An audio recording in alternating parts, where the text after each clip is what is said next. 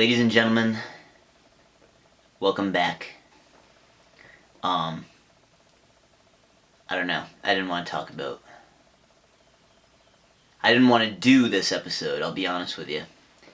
I had great fear of doing this episode. I was thinking about doing this for a long, long time. And I'll be honest with you, I was in explosion mode the first couple of days after what happened to George Floyd. I was in explosion mode. A mode that really is not very good. It's not a good mode to be in. It's a destructive mode. It's a mode that is not healthy mentally. I want to start by saying that. Okay? I want to start by saying getting straight up, hardcore, revenge. Wanting revenge, hardcore, revenge is not a good state of mind to be in. I never got there entirely, but I was on the way up. And it really isn't too good of a place to be. Mentally. Physically, too. Okay? The events are not easy of what's going on right now. But think about that. Think about what I am. Think about what I am telling you that, okay? White, right? We don't experience the everyday anxiety, the fear, the worry, the tragedy. We don't experience things like this in the way that black people do, in the way that people of color do. We do not experience things like this. We do not experience prejudice, is what I'm trying to say to you, okay? Now, there have been a lot of conversations that I have had with family or otherwise, family, friends, okay, about this matter. A lot of disagreement has come up, I'll be honest with you. A lot of agreement, but a lot of disagreement as well. And it's scary. I don't think that this should legitimately be a political matter. This is ultimately a matter of human rights. Do these people have the right to not get shot at? Yes. They do. They do. This shouldn't even be a political matter. It shouldn't be a matter of sort of politics. I talked last time about not really wanting to get political. Sort of out the window. I don't know. It shouldn't even really be about politics, though. And people will say that the All Lives Matter folk, they'll say that. They'll say, yeah, you know, I sort of know that Black Lives Matter, but I think, you know, sort of all lives matter. Okay. I don't know what kind of political stance that is. I don't know what kind of stance in general that is. Because what you aren't really seeming to understand is that all lives are not in danger right now.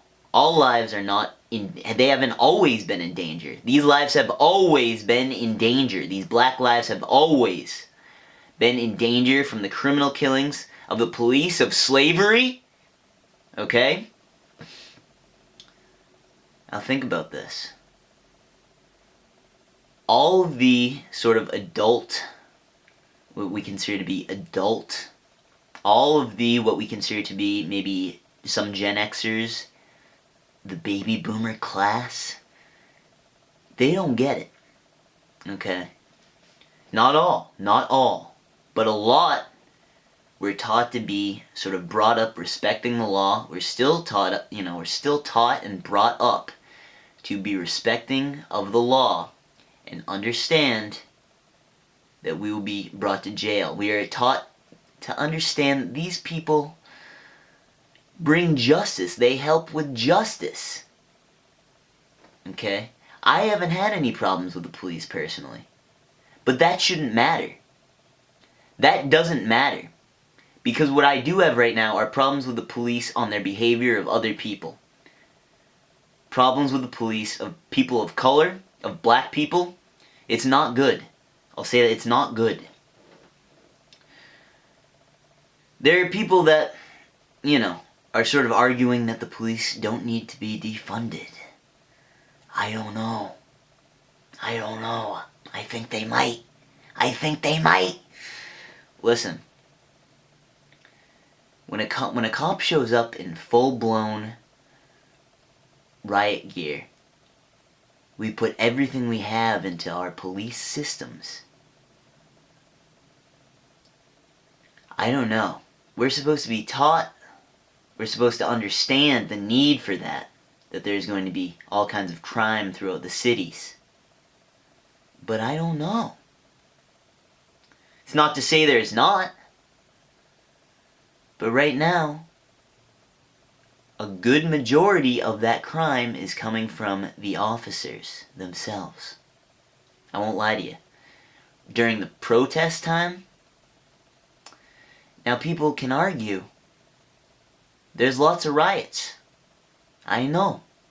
There's lots of looting. There's lots of stealing. Is it really as bad as killing someone? Is it really as bad as a police officer, the officer that we're known, that we're taught, we're brought up, that they're going to protect us, that they're going to save us? And he has his knee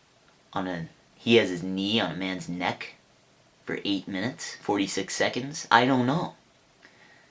That's not appropriate where I come from, okay? It's not good. It's not good.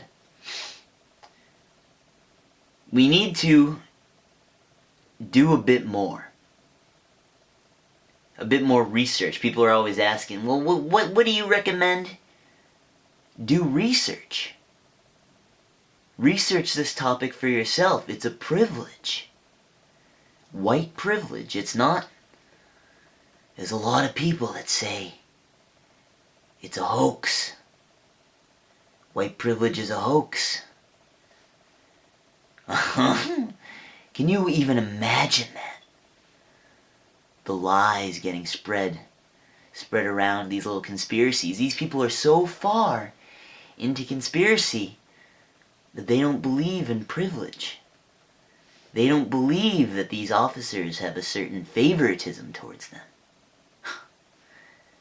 My God. Listen.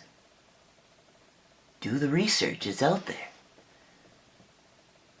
Do the research, but not from a conspiracy theorist. Okay? Some of these people, I promise you, it's not to say you can't be Republican. I don't care. I don't give a shit. This isn't a political matter. I don't give a shit. Okay? What you need to understand is that Black Lives Matter first. Okay? All the lives can't matter until Black Lives Matter. Now listen, this wasn't an easy video for me to do. This isn't an easy topic to have, but it needs to be had. It needs to be. We'll call this one Crisis Mode 2. A second crisis mode. What, are you going to complain? You going to complain that the statue of Christopher Columbus is beheaded? That the slave owners' statues were thrown into the river? You can. It's a destruction of property, I guess.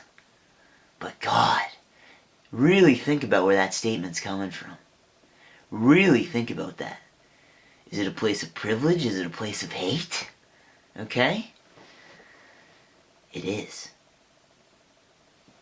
I think it is. Listen. Okay? In all kinds of town groups, all kinds of groups that I see on Facebook, there's people that are immediately coming to the defense of the white folk. Immediately. They see one person, one black person commit a crime. They are the first to speak up about it. These people that live in heavily guarded white villages, white majority population. They are the first people to speak up and say, look at this black crime going on. It's not right. So what? Okay? You commit a crime, it's bad. But look, once the law starts committing the crime, you start really taking the deep dive, the delve into watching the police videos, watching the police brutalize and murder and kill these black folk. You really watch the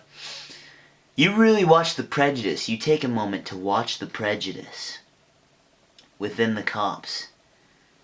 You take a moment to watch these videos.